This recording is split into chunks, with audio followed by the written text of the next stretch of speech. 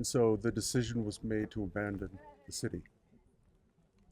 And they all went in that direction. They went around the backside of the mountain and took that main route down to the last Inca city. Not the lost Inca city, but the last Inca city called Vilcabamba. And that's where they stayed undetected for 30 years until finally the Spanish kept trying to find them because they wanted to find the last city because they knew the last city would have all the gold. So after 30 years, they did find them and killed them all.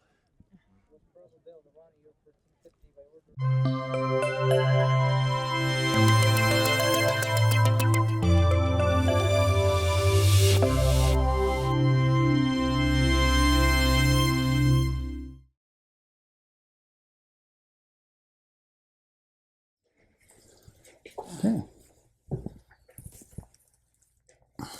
Brien Foerster, wonderful to have you back on the show. Welcome. Pleasure, thank you. Always a pleasure. We're sitting in Cusco, which is the capital of the ancient Inca empire, but also the center of the world as they saw it. And I have the privilege now of being on a wonderful tour arranged by you and your Peruvian associates to many of these fantastic megalithic sites here in Peru and also in Bolivia. And I mean, to see these wondrous structures with one's own eyes is a completely different level than just watching videos and seeing photos. And right. It's so blatantly obvious that the most advanced constructions could not have been made by the same people who built the majority of the constructions of the structures that are here in the Inca area, and yet textbooks say that it was all built by the Inca. Why is that? It's an old paradigm that's gradually dying. That's the function of the tours we do. The basic principle is that the hardest metal that the Inca had was bronze on a very limited level. We're not even sure if they were able to process much bronze. That may have actually been tools discovered by older cultures that they found.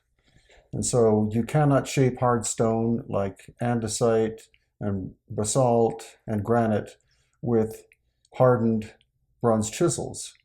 You hit the piece of stone with the bronze chisel and you automatically, with the first blow, get a dent in the chisel. So they were able to work mainly with local limestone, but you see these constructions that are literally behind us and underneath us. There's a foundation of an Inca building right here.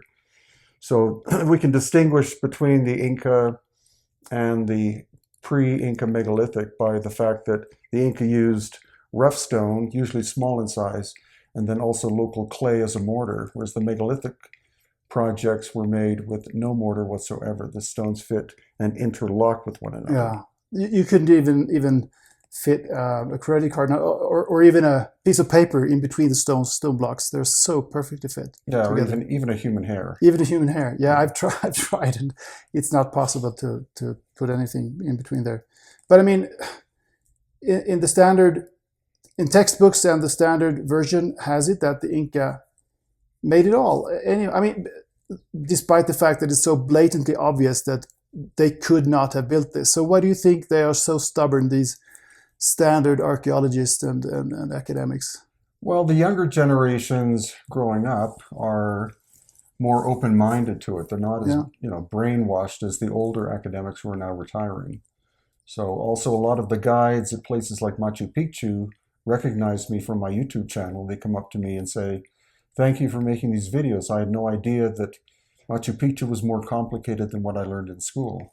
And that there's a megalithic core to Machu Picchu that they found, just like the megalithic core in Cusco that the Inca found, and then built the city and the complex of Machu Picchu around that megalithic core. And also, it's said in the standard version that the Incas were here for approximately 300 years or something like that, 350 maybe, if you go to the standard version. But I mean, that would have given them very little time to build places like Machu Picchu and Ollantaytambo and all that. You think they were here much earlier, right? Well, it's said that the cathedral in Cusco took 100 years to construct, and it's one large building. They say Machu Picchu was built in 25 years with a workforce of 30,000 men. But the question is, where did these 30,000 men live? And who fed them, and who took care of them, and who collected the food for them, and who made the shelter for them? They can't answer those. Those are simple questions they can't answer. Nobody has even made the effort to try to answer them. I don't think so. No. So yeah, in the standard terminology, the Inca arrived probably around 1100 AD, migrating from Lake Titicaca area. Okay, so that's like 400 years then. I said 300, but okay. Right, Yeah. forced out by the Aymara people, who are the ones who occupy that area now. And again, they found an abandoned megalithic city. They probably knew from oral tradition that this ancient capital did exist. And the traditional name is Cusco, not Cusco. The Spanish changed it to Cusco. Cusco means the navel or the center. And they regarded it as the center of, not of the world, but of the world as they understood it, which stretched from the middle of Chile and Argentina up to southern Colombia, and then eastwards into the jungles of the Amazon to some degree, and then west to the coast. Yeah, it was huge, actually. I mean, even compared to countries today. Yeah, it was a population at its peak of probably 15 million people. And the standard story is there were 12 Inca in succession, and then once the Spanish arrived, that system collapsed. But there is an account by a monk called Montesinos, who came from Spain. He was able to get access to the library that the Jesuits had in Cusco, because he was one of them. And he said, may I look through what you've collected? Because they wrote down as much of the Inca tradition as they could. And he discovered what was called the King's List, which was something like 120 to 150 Inca in succession. So that stretches it from 300 or 400 years to thousands of years, possibly 3,000, 4,000 years. Okay. And I mean, even before that, there were probably civilizations, ancient civilizations here. I mean, considering the megalithic structures that we can find today. Yeah, there was an older culture that the Inca encountered when they got here called the Quilque, but they were barely above Stone Age. They could barely make pottery. So they would not be the ones who built the megalithic work. We have to go way back in time, probably at least 13,000 years, to the period called the Younger Dryas, when there were cataclysmic changes that happened on the planet. And it was probably prior to that this megalithic work was done by, we don't know who. We have no idea. Were they, was it an advanced civilization from another part of the world? Was it extraterrestrials? I'm open to any possibility, because we simply have no answers. All they have that we have remaining are the megalithic works. There are no skeletons, no tools that we can account for, no advanced machinery that would have to have been employed to do this kind of work. So, what's your best bet as to when was this constructed and by whom, and how did they do it? That's a threefold question. I know you should never ask threefold questions, but well, I think it was at least 13,000 years before these cataclysmic changes happened. I'm open to the idea that it was an extraterrestrial civilization who came and constructed all of this work, and then as Cusco was being hit by major earthquakes and other cataclysmic damage, they left and went back to where they came from. Of course, people talk about lost civilizations of humans, but the only one we really talk about is Atlantis, and there's very little evidence that there was an advanced civilization that I can see called Atlantis. Well, there are so many theories about that. Some say that Egypt, ancient Egypt, is a follow-up culture to Atlantis. Yeah, as you know. Talking of Egypt, on the Giza Plateau, you've been there many times, also arranged tours there and go there often. It's more obvious that they have used machinery and tools, because it's very straight lines, and you can even see many drill holes and things like that. But here it's different. It's like it's more organically made, and it's very enigmatic, the whole thing. Yeah. So they probably didn't use tools, not the kind of tools that we're used to thinking of. No, as you said, in Egypt, we see the evidence of machine tools. We see saw cuts, some massive.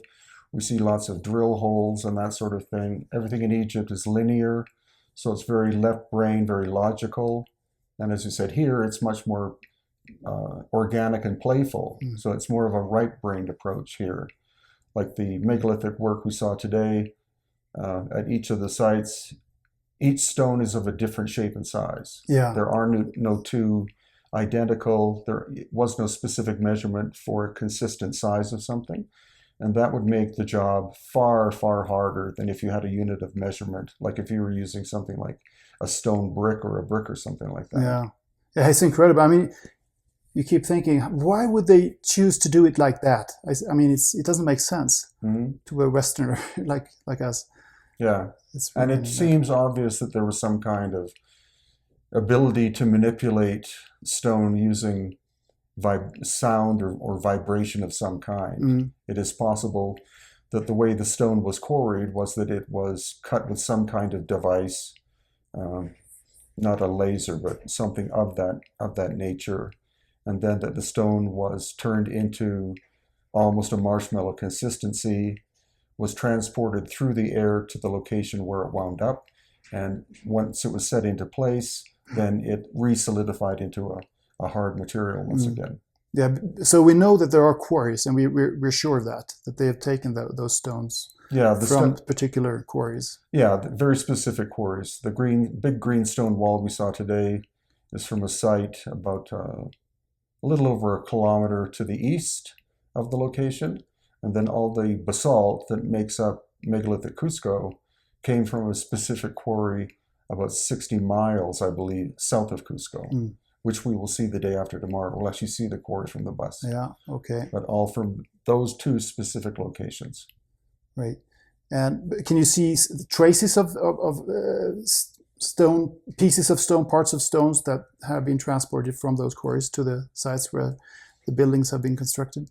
No, I've been to all, like there's another quarry too for Sacsayhuaman. That's a type of limestone, which is really, really hard limestone. And I've been to that quarry, which is several hundred hectares in size. And I've seen no evidence of any cut marks in any of the quarries. So that's another mystery. Yeah.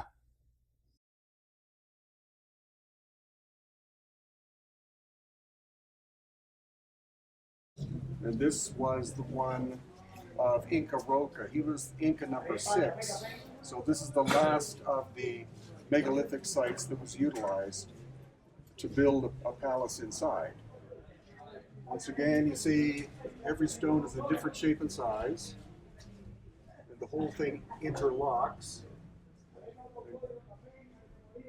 And again, the wall is about 2 meters thick. So it would be staggered. You'd have 2 stones, and then 3 stones, and then 2 stones. Unfortunately, the inside of this, they put stucco all over. The Spanish put stucco on it. So we can't see what it originally looked like. And again, this is where you see these really tiny raised areas to stop the wall from being able to separate itself. And all the joins are at different angles. It's about 1 meter thick.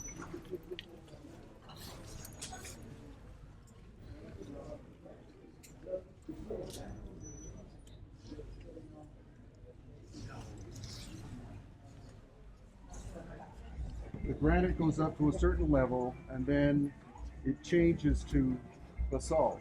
So the basalt construction would be Inca, trying to replicate what the megalithic builders did. And the building also, it's got a wave to it.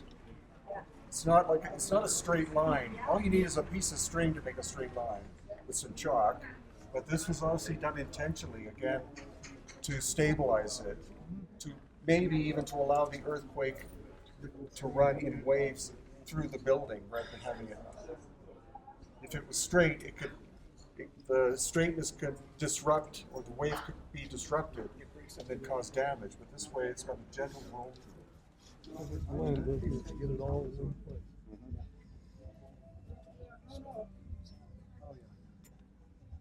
And also in 1950, there was a huge earthquake that hit Cusco, and there was a wall that was built in front of this. That was actually an Inca wall of small stones like this. So when the earthquake hit, big chunks of that Inca wall fell down and exposed this for the first time in a long time. And so when the custodians of the city, the mayor, etc., saw that, they said, you have to take all of that Inca material down because we have to show this off. You can't rebuild it. And the same thing when we go to the Coricancha, a big section of the, it's now a church, but a big section of the church came down and crashed on the ground. All of the walls were stucco coated. And so some of the stucco peeled off. And as soon as the town fathers and mothers saw that, the church said, we want to rebuild our church. And they said, not until you clean every square inch of what's there, which they did. They left a little section so you could see, but they had to clean all of it off in order to be able to expose is that they would take tree trunks and then they would shove them in there to push the stone up, set it into place, mark the edges to where they had to remove more material, take the stone down, put the stone back up until it fit perfectly. I don't believe it. So this is like the reverse of the knobs. Again, like the knobs, it could very well be that these were utilized for resonance. Maybe that was an assistant in terms of helping to raise the stones up using some kind of anti-gravity technology. And then you see the smaller stones up here. So some of these patches are modern, some of them are Inca. But the difference in scale, again, this compared to that, shows you, obviously, you have two different cultures employed in this place. And when the Spanish first showed up, like what Teo said, the Spanish came and they saw this for the first time. They'd seen nothing like it in Europe, of a scale. They said, did you build this? And they said, no, this was here when we got here. So even the Inca were telling the Spanish, this is not our work. But academics are still saying the Inca did all of this. Again, we have no evidence of rollers of any kind. Making a stone roller that's round would take a hell of a lot of time. Just one. You'd need several for something of that scale. And the native tree, again, is like those ones in the background. Those are the biggest ones. Yeah, the short ones. Yeah. So they're very short and they grow in curves. They're no straight No, trees. they are not straight. We're going to see these knobs at different locations. And the standard story that they say, the archaeologists, is that these were put here, or they were left sticking out so that they could take a rope, stick a rope underneath it, and raise the stone up. And then test the fit of it, mark it, bring it back down, shape it some more, move it back up, put it in place until it fit perfectly. But the problem is most of these knobs are not at the balance point. They're either too far to the right or too far to the left. So you put a rope around it, try to raise it up, it's going to fall left or right.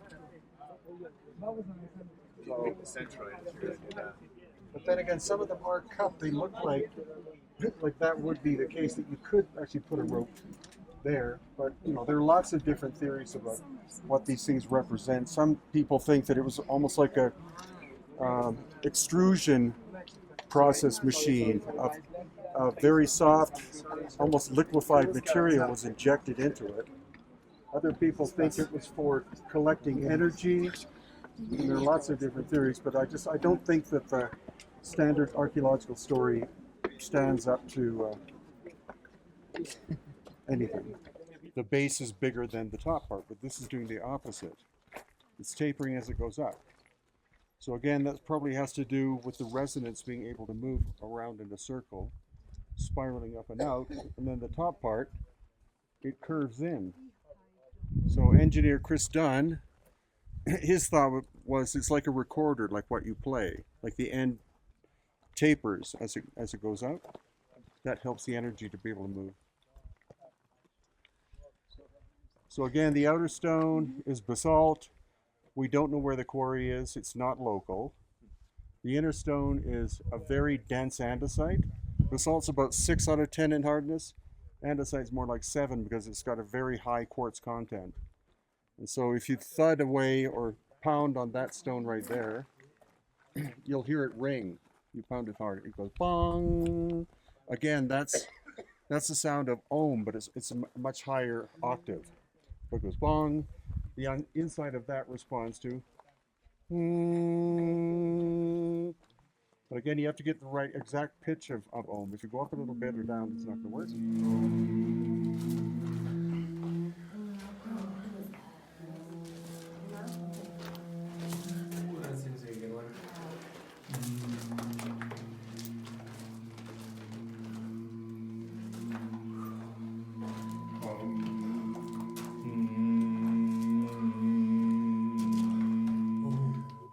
And then you see the pockets. Now, most people would think you would have the pocket, and then you'd have a protrusion that would lock into the pocket, but you don't. All it is pockets. So again, that probably assisted in terms of the resonance as it's vibrating. It's doing that, and then, as I said, the inner area has been repaired. But I was here before they repaired it, and there still was the whitish kind of clay there. So the andesite core was really densely packed, and then the basalt wraps around it without any mortar whatsoever. As you can see, some of them have moved from earthquakes, but it does look like from the east some force came and blew the side of the chulpa right out, because some of these stones are, they're thrown up to 50 to 100 feet. There also was a giant square one. You can look at where I'm pointing over there. Yeah. The giant square one. It was one of the tallest ones. It exploded, like you can find big chunks of it 300 feet away, so it exploded. This is one of them. There are two more we'll see. And then this is two of the H blocks. If we could go inside and measure them, they're not the same dimensions. So it's a good point in terms of the carving on them. All the carving was done during the Tiwanaku period. During the original construction, there's no artwork whatsoever. It's form and function involved. So there was one tool that came in, quite rough, like this, and cut all of this material. This is the unfinished H block. So some device came in and cut like that, and rounded the corner, and then came back out again. And then another tool came and made the sharp angles, like here. This is where the sharp angle is. It comes in, sharp angle. Also, these are not 90-degree angles. These are dovetails. It looks like something was supposed to come and lock into it, but there's no evidence that there was anything that locked into it. So it's more likely this had to do with vibration or acoustics, not functionality of an interlocking thing. There's no proof of that anywhere. So again, this is unfinished here. So it's got a rounded corner. And at the bottom. And then they started to do the flattening of the surfaces here. Again, you're not allowed to bring like levels and things or hand objects to be able to put on the surfaces anymore to be able to measure them. But you can feel with your hand how smooth and flat this is glass-like finish across like that. So for some reason, this one was never finished. We're not allowed to look at the back sides, but again, the dimensions this way and vertically are slightly different with each one. So they were not mass produced. Each one was handcrafted or machine crafted. So, Brien, this has been your country of residence for many years now. How many years is it? I've been in Peru for about 15 years. 15 years? Mm-hmm. Okay. So what does the ancient Inca culture and also the even older heritage culture that the Inca culture rests on mean for you personally, would you say? Well, it was the first day I was in Cusco on my first trip about 15 years ago, and I had a local guide who took me to some of the ancient sites. And I could see automatically we were looking at two different cultures. Mm-hmm. Like the Inca, again, very simplistic. The Megalithic, very, very complicated.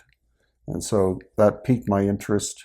I stayed for about a month. Then I went back to Canada, saved up some money, came back and did that for a few years. And then eventually I bought a one-way ticket because I found Canada to be quite dull by then, and had no interest in living in the U.S. anymore either. So I just decided I'd take a chance and take my savings here and see if I could make it. And it's been very successful, thankfully. Yeah, but it seems as if, I mean, I've been together with this group now for a few days, and I can see that you sometimes at some sites, and also when you speak about some certain events in history, you get emotional. So it seems as if this culture it's close to your heart. Yeah, the Inca are. I also, of course, study the elongated skulls of Paracas on the coast of Peru, but I have no emotional attachment to them, mainly because they died out about 2,000 years ago, whereas the Inca culture is still very strong in Cusco, so I have a strong emotional attachment to their ancestors and the present day people themselves, some of whom work with us. Yeah. So how do you feel when you think about and talk about the atrocities that the Incas were subjected to by the Spaniards? I used to be very much offended by what the Spanish did. They were horrific people. They were mercenaries.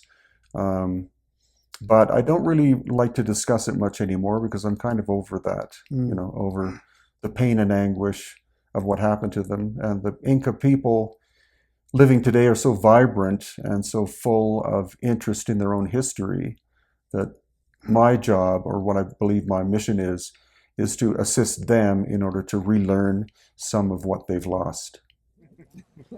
So what happened was the Inca, or the Spanish, were conquering Cusco, and so runners were sent here to tell the nobility that someone was coming, like foreigners are coming. We don't know what they want. And so the decision was made to abandon the city.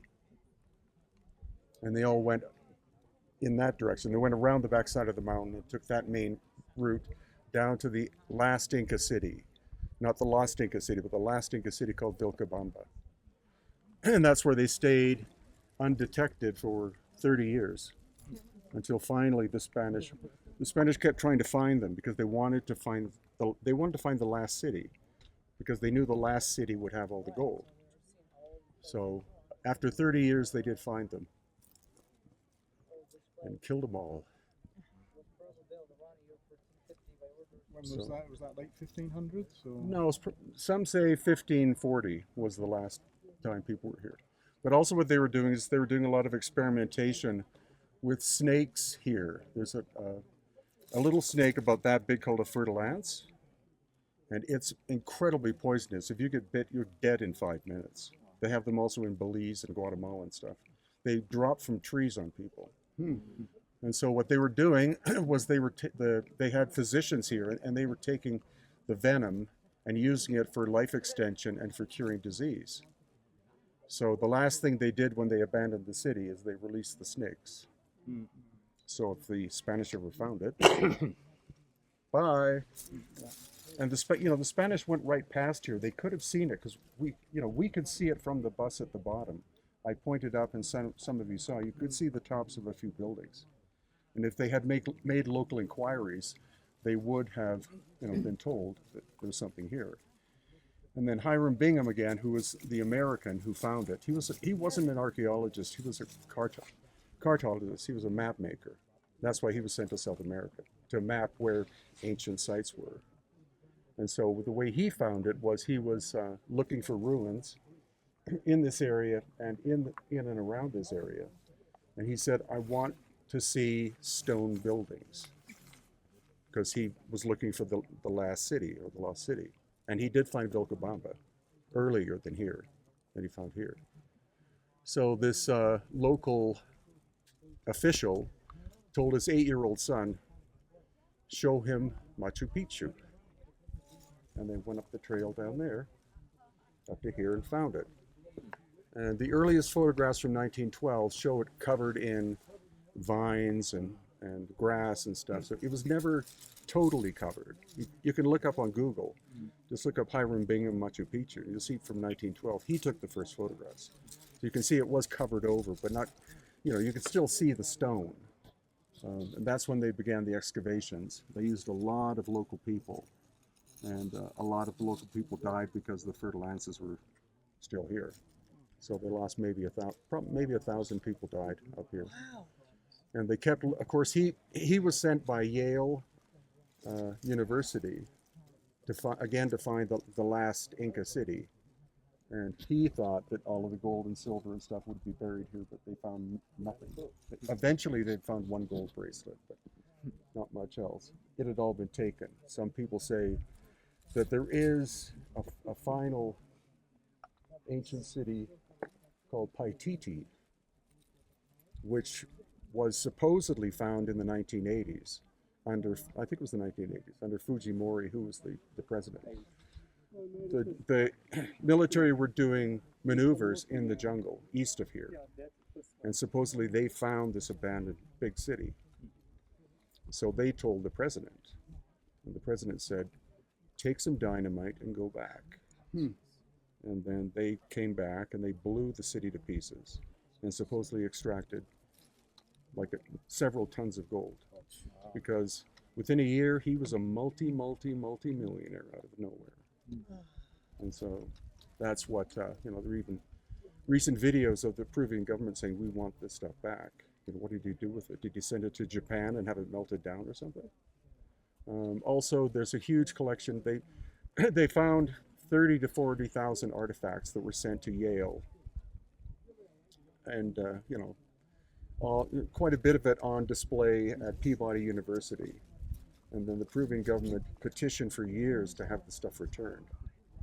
And finally, about 4 years ago, they sent them back 300 broken pieces of pottery. That was it. They kept all the good stuff.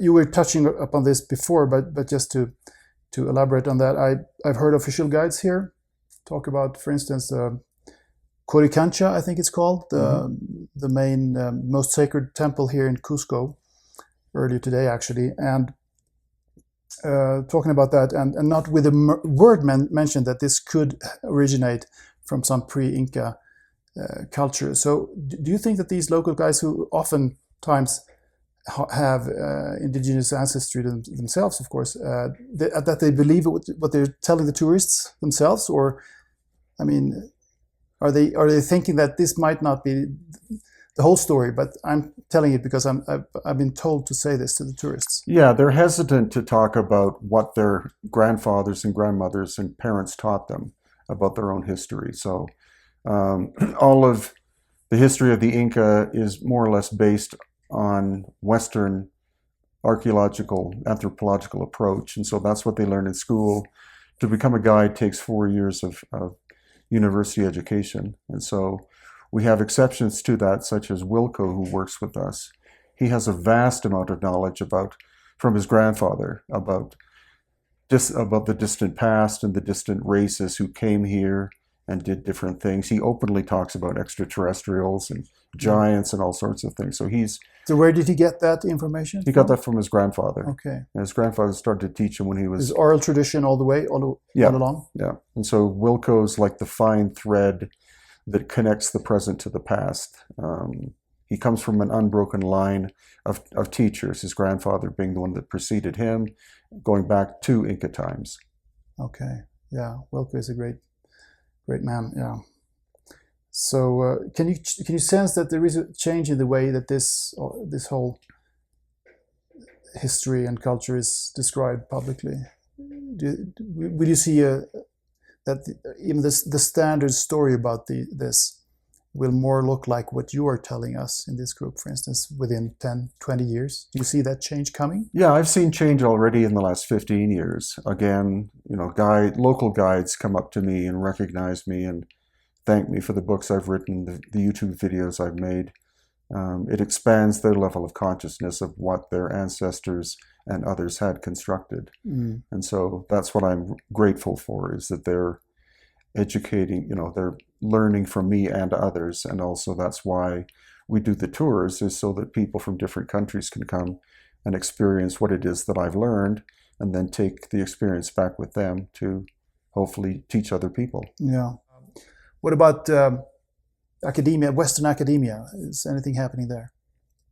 I don't think so. I think it's mainly the local people who are educated, but there are a number of upcoming YouTube channels which are very good at seeing the same things that I see, such as Uncharted X by a guy called Ben. His work is very good. There's another guy called Jimmy of Bright Insight YouTube channel that's very good. Jimmy Corsetti, yeah. And also, Johanna James. yeah, Johanna James is another one. Yeah. And there are more and more of them who are seeing through the veil of the simplistic nature at which Western academics look at the historical past of Peru. Yeah. And you also go to Easter Island sometimes. It's pretty difficult to go there, I guess. Not now. They opened up July 1st. Oh, okay. So now tourists are going back. But not many can visit at the same time. No, they've limited it to, I think, something like 50,000 tourists a year to make sure that the landscape doesn't get destroyed. But what they don't take into account is all the wild horses that live on the island that regularly walk through the archaeological sites, knocking things over. But yeah, they've decided to put a limit on it to reduce the impact. Yeah, I've been 3 times. We're going again maybe next year. Okay. And again, what you find there is evidence of 2 different cultures. You have the Polynesians who arrived about 1,000 years ago, who made some of the Moai figures, which most people recognize the Moai heads. Each one is a full body, often buried up to their necks, and some of them buried all the way underground. And the ones the Polynesians made average 6 to 10 feet tall. And then there are much, much bigger ones, which have completely different facial features that appear more European looking. And they are the ones that are much, much older. They were found when the Polynesians arrived. Okay, so there are 2 types of Moai. Yeah. Okay, I didn't know that. But I know that they're much bigger than what originally than was believed before they started excavating them. Right, and also there are 4 megalithic walls there too. Okay. Do you see a connection between the Inca culture and Easter Island? No, I don't think so. There are stories or traditions that the Inca did visit Easter Island in the past. Different oral traditions that talk about that. Probably 600 or so years ago.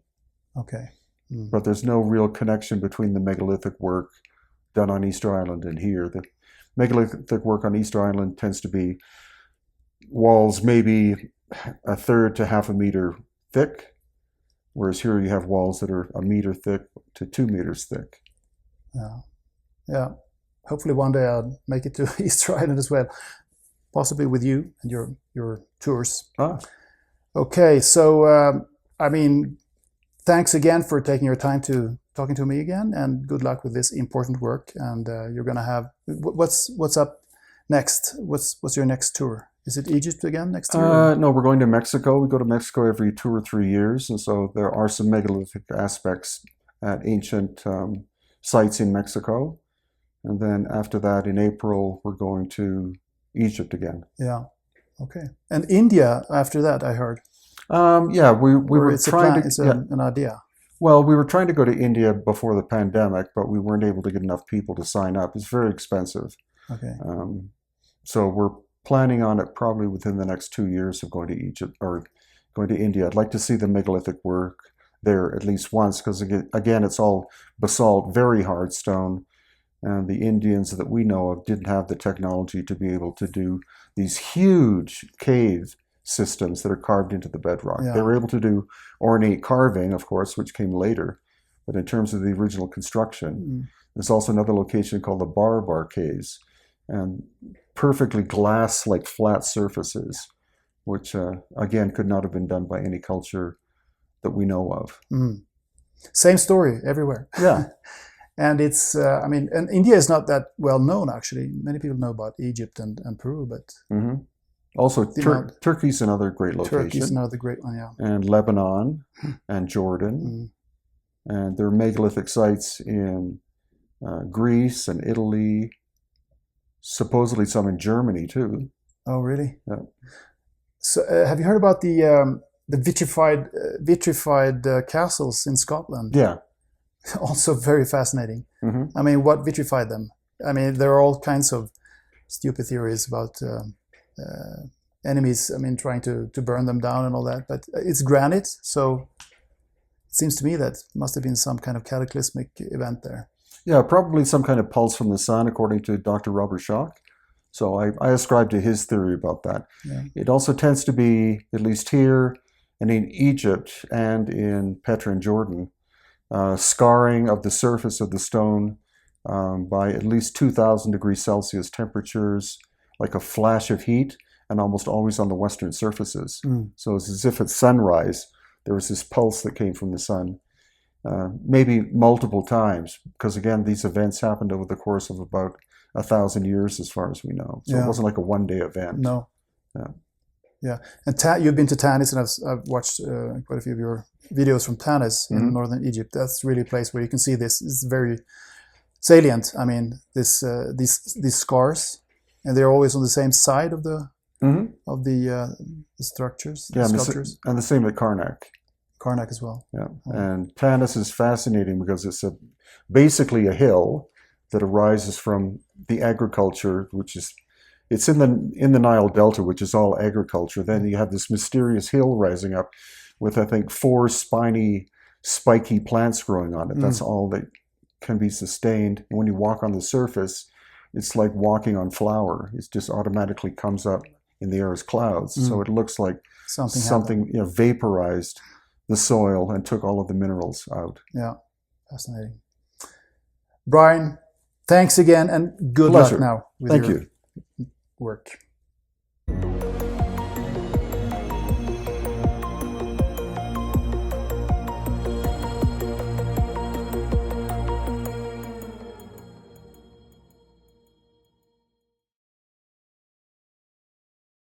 If you like this video and other interviews and talks on Mind the Shift, please like, share, and subscribe. I appreciate all the support. And you can follow Mind the Shift on Facebook and Instagram. And you can follow me, Anders Bolling, on all the main social media and also on medium.com. Thank you.